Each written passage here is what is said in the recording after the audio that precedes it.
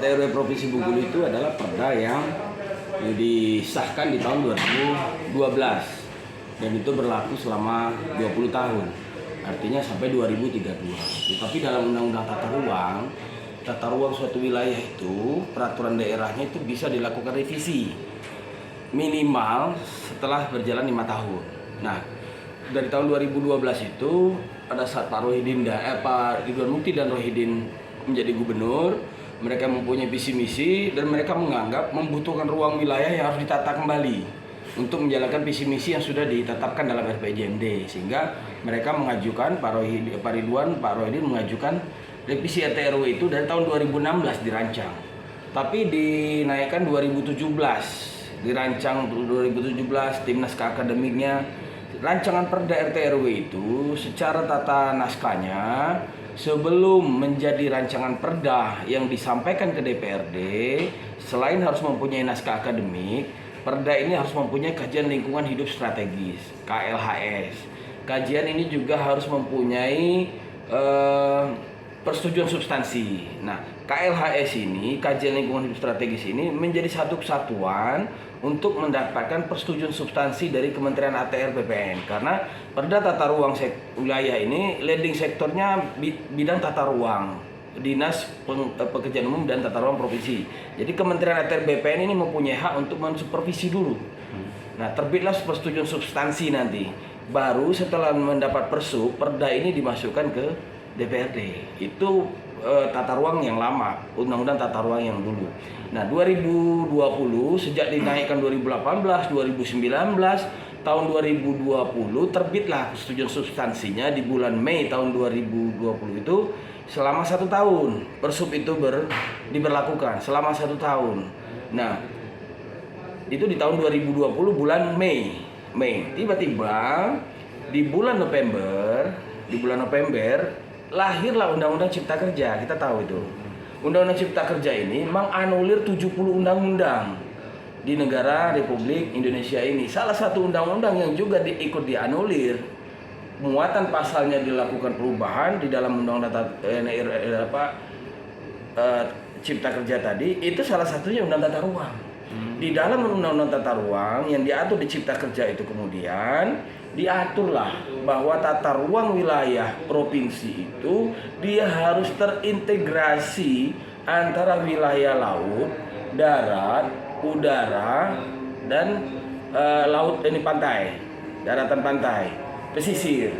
Nah, selama ini Perda RT RW dengan Perda pesisir, pantai, dan zona laut itu terpisah. Kita punya Perda RT RW tahun 2012, kita sudah punya juga Perda RZWP3K, Rencana Zonasi Wilayah Pesisir dan Pulau-Pulau Kecil. RZWP3K, yang RT RW itu Dinas PU yang leading sektornya, RZWP3K itu yang Dinas Kelautan Perikanan. Nah, di dalam Undang-Undang Cipta Kerja ditetapkan sekarang tata ruangnya harus disatukan. Ya, disatukan. Sehingga ini 2021 ini kami menunggu rancangan perda itu, kemudian di tahun 2021 setelah dibahas terpaksa memang harus dikembalikan karena rancangan perda yang masuk kemarin belum mengintegrasikan zona wilayah laut, pesisir, dan pulau-pulau kecil, belum ada. Baru terbit aturannya sekarang. Oleh karena itu DPRD pada tahun 2021 mengembalikan perda itu kepada pemerintah daerah untuk diperbaiki, disesuaikan dengan Undang-Undang Cipta Kerja, dan di bulan Maret April itu lahir lagi PP 21 turunan dari Undang-Undang Cipta Kerja yang mengatur tentang perlunya terintegrasinya antara wilayah laut, pesisir, pulau-pulau kecil menjadi satu kesatuan di Perda RT RW. Jadi nanti di 2022 ini kami sedang menunggu mana perda yang sudah mendapat persetujuan substansi dari Kementerian ATR yang baru, maksudnya persetujuan yang baru, itu yang akan kami tunggu setelah perda ini terintegrasi. Jadi muatan perdanya lebih luas. Nah, otomatis nanti kalau perda ini kita sahkan, RT RW ini kita sahkan kalau PP 21 itu menyebutkan paling lambat Maret 2023, 18 bulan setelah PP terbit itu sudah harus disahkan RT RW. Kita hitung sekitar Maret 2023 RT RW sudah harus disahkan. Nah, pada saat disahkan itu secara otomatis Perda RZWP 3K nanti dicabut, sudah tidak ada lagi.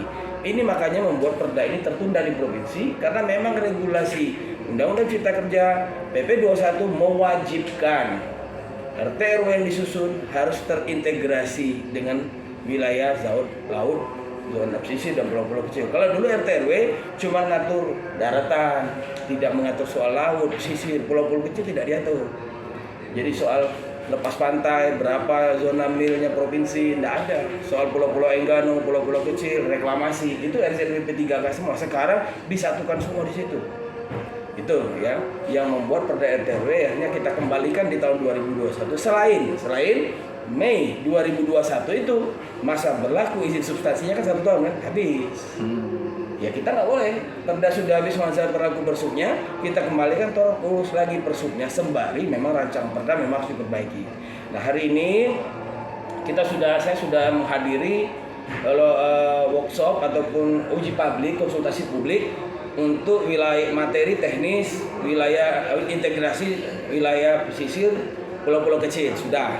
Materi teknis yang di RZWP 3K ini sudah disusun, sudah mau dimasukkan nanti ke RT RW, tapi sebelum dimasukkan materinya dia harus mendapat persetujuan teknis dari Menteri KKP.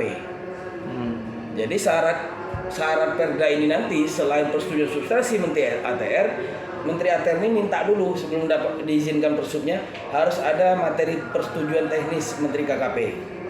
Tentang materinya sudah dimasukkan. Harus ada kajian lingkungan hidup strategis lagi. Dulu kan sudah ada KLHS, tapi karena perda ini masuk wilayah laut dan pesisir pulau-pulau kecil, maka KLHS-nya dibuat lagi sekarang.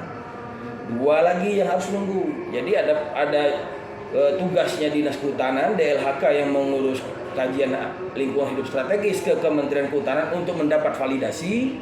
Ada Dinas Kelautan Perikanan yang harus mengurus persetujuan teknis dari Menteri Kelautan dan Perikanan supaya ini sudah disetujui untuk masuk ke RT RW. Baru nanti gubernur mengusulkan ke Menteri ATR BPN untuk mendapat persetujuan substansi.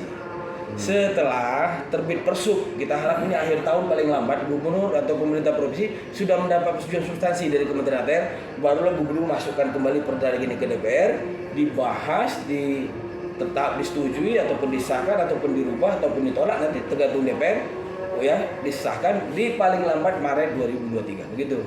Kalau akhirnya ada satu lagi terakhir di Dirjen Bangda Mendagri. Hasil Dirjen Bangda Mendagri evaluasinya itu DPR diundang juga nanti oleh Mendagri.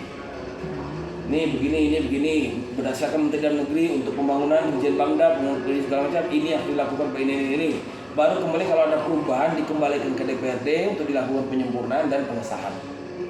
Baru kemudian ini naikkan lagi ke Mendagri untuk diundangkan. Kabupaten kota pasti akan menyesuaikan dengan RT RW, provinsi dan nasional. Provinsi dia harus mengakomodir kepentingan kabupaten kota, ya kan? Dan juga harus menyesuaikan dengan RT RW nasional. Kita tidak boleh bertentangan di situ.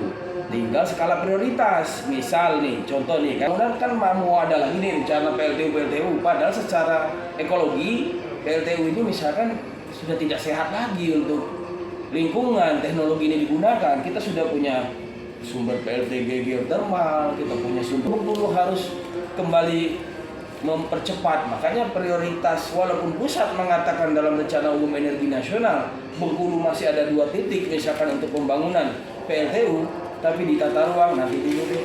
Itu artinya ada prioritas daerah aja kita sahkan, tapi bukan berarti kita meniadakan.